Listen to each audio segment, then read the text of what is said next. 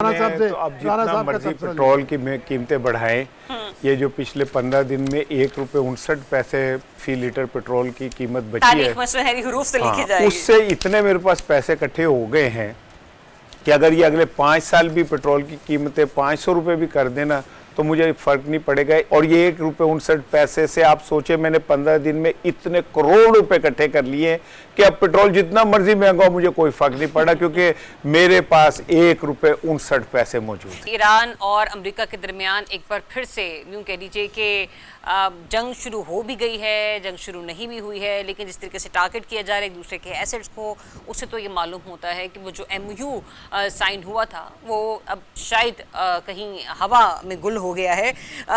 इसाराना साहब, पाकिस्तान ने और कतर ने और दीगर ममालिक ने मिलकर अनथक मेहनत और कोशिशें की, लेकिन लक ऐसा रहा है कि स्पॉयलर्स एक बार फिर से अपने मिशन में कामयाब हो गए। स्पॉयलर है कौन? देखें, आप इस बात को समझिए कि मैं पहले दिन से आप इस प्रोग्राम में ये कह रहा हूँ कि अमन मुआहिदा मुमकिन नहीं है, ठीक है ना, और मैं इसे दोबारा भी दोहरा रहा हूँ, अनटिल अनलेस 2 चीज़ों का तस्फिया नहीं हो जाता कि ईरान का जोहरी प्रोग्राम हमेशा के लिए बंद हो जाए और आबना हुर्मुज़ जो है उस पर अमेरिकी कंट्रोल हो जाए। ये दोनों चीज़ें मुमकिन नहीं हैं। जब दोनों चीज़ें मुमकिन नहीं हैं तो फिर मुआहिदा अमन भी मुमकिन नहीं है। बदकिस्मती हमारी इस जिस दौर से हम गुजर रहे हैं वो ये है कि दुनिया के अमन को सबसे ज़्यादा नुकसान पहुंचाने वाला मुल्क उसके सामने कोई बात नहीं कर सकता। हिरोशिमा नागासाकी पे बम मुसलमानों ने नहीं फेंका था, वियतनाम में लाखों लोगों का कत्लेआम मुसलमानों ने नहीं किया था, इराक मुसलमानों ने तबाह नहीं किया, शाम मुसलमानों ने तबाह नहीं किया, लीबिया मुसलमानों ने तबाह नहीं किया, अफगानिस्तान मुसलमानों ने तबाह नहीं किया, वेनेजुएला मुसलमानों ने तबाह नहीं किया, ठीक है, क्यूबा के अंदर साजिशें हमने नहीं की, दुनिया भर में तख्ते हमने नहीं उल्टे, भुट्टो को हमने नहीं मारा, शाह फैसल को हमने नहीं मारा, अनवर सादात को हमने नहीं मारा, जमाल अब्दुल नासिर को हमने नहीं मारा, सद्दाम हुसैन को हमने नहीं मारा, कर्नल कज़ाफी को हमने नहीं मारा, हम मुर्सी को हमने नहीं मारा।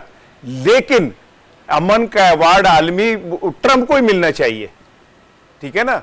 हमारे जहनी गुलामी की इससे बड़ी इंतहा और कोई नहीं हो सकती।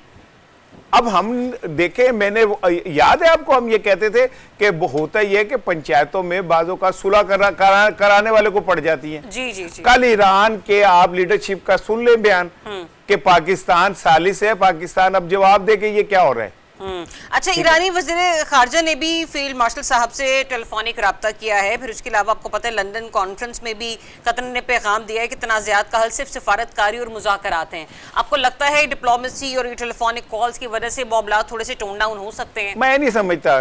देखें, जहाँ तक फील्ड मार्शल साहब का रोल है, वो कोई हाथ से पकड़ के जंग तो नहीं रुकवा सकते ना, वो डिप्लोमेसी के तहत एक दूसरे को करीब ही ला सकते। वो हम इतना कर रहे हैं, हमने इतना किया है, लेकिन अगर अमेरिका बहादुर के दिमाग में खन्नास में कुछ और है, पेट्रोल की कीमतें नीचे आई, उन्होंने एक हालात ऐसे पैदा किया कि पेट्रोल की कीमतें ऊपर चली गई। अल्लाह रहम करे हमारे पाकिस्तान के ऊपर कहीं शहबाज शरीफ साहब की नजर ना पड़ जाए इस बात पे कि पेट्रोल की कीमतें बढ़ गई हैं। बाहर निकले तो पता चले 40 रुपए और बढ़ गए। ये वाकई एक बहुत बड़ा खच्चर आवाम जो है वो, और आज जुम्मा भी अल्लाह रहम करे, बिल्कुल 100% हमने तो उसका। तो अब जितना मर्जी पेट्रोल की कीमतें बढ़ाएं, ये जो पिछले 15 दिन में 1 रुपये 59 पैसे फी लीटर पेट्रोल की कीमत बची है, उससे इतने मेरे पास पैसे इकट्ठे हो गए हैं कि अगर ये अगले 5 साल भी पेट्रोल की कीमतें 500 रुपये भी कर देना तो मुझे फर्क नहीं पड़ेगा। और ये 1 रुपये 59 पैसे से आप सोचे मैंने 15 दिन में इतने करोड़ रुपए इकट्ठे कर लिए कि अब पेट्रोल जितना मर्जी महंगा हो मुझे कोई फर्क नहीं पड़ा, क्योंकि मेरे पास 1 रुपये 59 पैसे मौजूद है।